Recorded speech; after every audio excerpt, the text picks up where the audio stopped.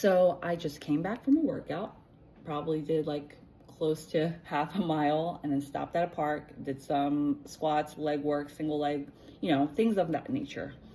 And as I was doing my workout, I noticed how my mind was kind of reflecting back to how I used to work out. And I used to be, at the gym, squat rack kind of girl. I was squatting and deadlifting close to like 175. And my intention at the gym was always to beat some number, to get to a certain number, which in of itself is not bad. But as a woman and as a mother who has been deeply embedded with the pattern that our bodies need to look a certain way, that even not just in body, but just how we present ourselves, that we must self-abandon ourselves, that we must prove and show our value so that we're chosen or accepted.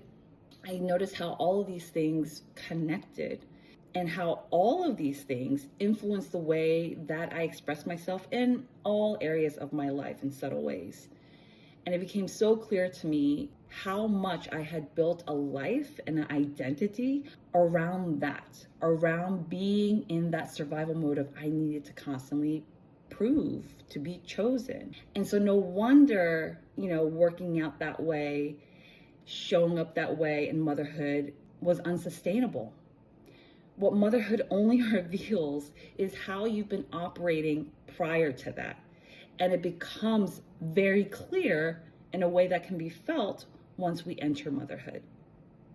And so motherhood is a deep initiation to reconnect with yourself, to truly know who you are outside of the identity and the life that you've created out of survival. And it's the hardest thing to do because, motherhood is a bigger experience. It's a level up experience because now you got another little human being that you created.